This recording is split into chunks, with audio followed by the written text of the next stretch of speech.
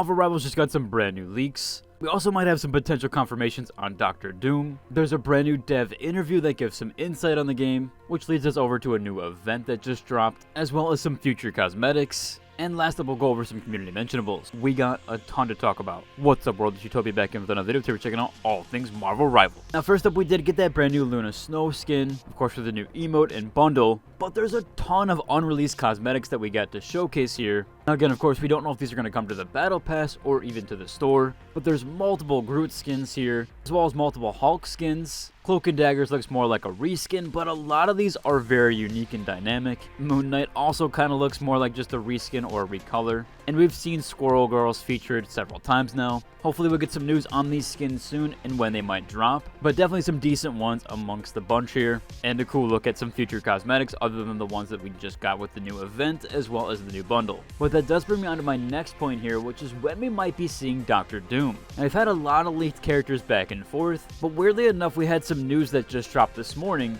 And while you might not be into this sort of thing, they did drop Funko Pops for Marvel Rivals. Now, what does that have to do with Doctor Doom? Well, essentially they did drop 3 Funko Pops here, or that included Magneto, Iron Man, and the third one being Doctor Doom. Now, of course, we currently don't have Doctor Doom in game, so it was a bit weird that these are the 3 choices they picked. However, these are not coming out until May. So Magneto is May 13th, while Doctor Doom and Iron Man are May 27th. So he very well might be with the new season or the next upcoming season, as I don't think it would make any sense for them to drop this character if he wasn't going to be inside the game already. So we do kind of have like a little bit of an insight and look at Doctor Doom being potentially released around this time. And if you are into the Funko Pops, of course, you can pre-order those or order them on Amazon. So I'll include links to this article as well as the Funko Pop pre-orders if you do want to grab those. Again, it is very unique and suspicious why we just got a Doctor Doom with this one, especially when there's so many other characters to choose from, but it does look like he's been planned for quite some time now. Speaking of articles, we did have this one here by PC Gamer, who had a talk with the devs on Heroes and the game's roster overall.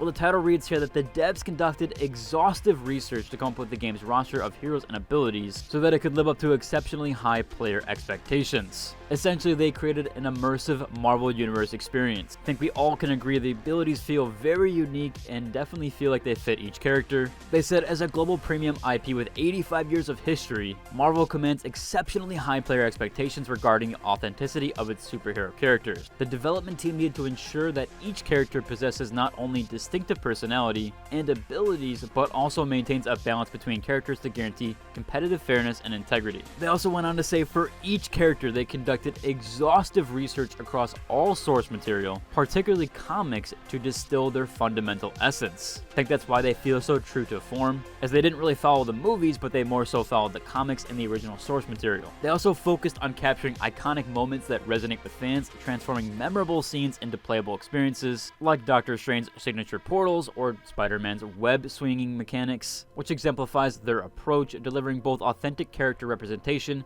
and engaging gameplay dynamics. They did say that Doctor Strange's portals may have been a technical pain to implement, but the idea of focusing on the best part of superheroes and the ridiculously cool abilities was what worked. So it's good to see studios actually follow source material, which does feel like a nice change for once, especially in modern times. I do wish more Western studios would follow this suit here and at least appeal to the source material, as I do believe that's one of the major attributes and reasons why people actually follow and like this series and the game itself, as it just does follow everything. As they said, they went more off the comic books and not necessarily off the movies. So I do think that's a big reason and a major reason why the game does so well. Moving on though, we do have some stuff from the community, where first appears someone calculated and was curious on the percentage differences or the percentile differences between ranks. Now this does exclude bronze 3 here, so these are inflated percentiles, but essentially you can see who it does queue you up against when you're in each ranked period here, or in each ranked percentile. So for example, if you're in gold, there's probably a difference between 8 and 14%, where plat has a difference between 3 and 6%, diamond is between 1 and 2%, after that point is basically negligible, or essentially everybody is very close ranked after that point. Realistically, after plat or after gold, everybody is very, very close in rank. And they also showcase here even the player count and the percentage of each, so you can see even after platinum, the numbers do drop quite significantly. or at least even after Gold 1 or Plat 3, where in Diamond 3 you're all the way down to 46,000 players, and Diamond 2 22,000 players. The percentage of players in each category does drop quite significantly here, and they also do showcase the top percentile. So essentially, once you hit Platinum 1 or Diamond 3, you're in the top 95-94% of players. Pretty crazy to think overall that it drops that fast, but with the seasonal demotion, as well as how Platinum does play overall, it does make sense. Which, speaking of ranked and the meta overall, and just the rank differences, there is this post here what people think is the problem, or what could be the problem, which is Marvel Rivals triple support. This article was done by Gfinity Esports. Essentially, people, or at least they say players, are saying that triple support is ruining the game,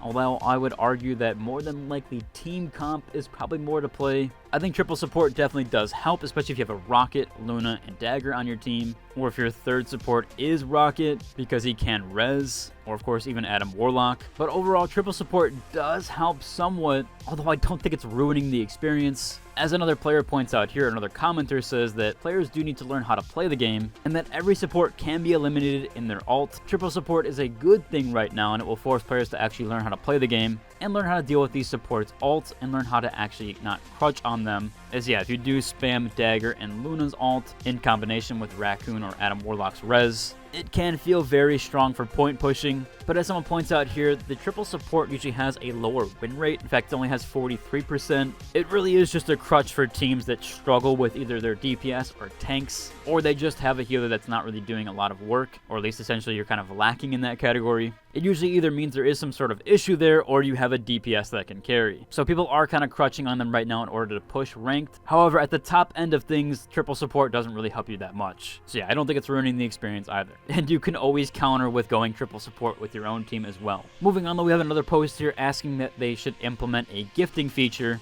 And yeah, recently one of the games that I covered, the finals, actually did implement a gifting feature so you can gift players different items or even different bundles. They do want a gifting option here, and basically, as someone pointed out here, they don't see a reason why they shouldn't. Maybe eventually they do add a gifting option and I can do some giveaways with Marvel Rivals. That'd be pretty cool in the future to see. Last up here, we did have that brand new event that was added. This is the Dancing Lions Champion that started today at 8 a.m. CST and will run all the way to February 11th at 10 a.m. CST or 11 a.m. EST. Now this is through the Discord and not exactly in-game, so you will have to head over to the official Discord and choose a hero to support and play as that hero, then secure a victory in the Clash of Dancing Lions mode. After that, you have to post a screenshot of your win corresponding heroes thread, along with a message of the support or a quote from the hero. They are giving away some in-game currency, as well as a special Discord role for Seasonal 1 or Season 1 Eternal Nights Fall and Dancing Lions Champion. So again, pretty cool there if you do participate in the Discord or just want to earn some free in-game currency. Overall, it should about cover for today's video. If you like, subscribe, and until the next dose.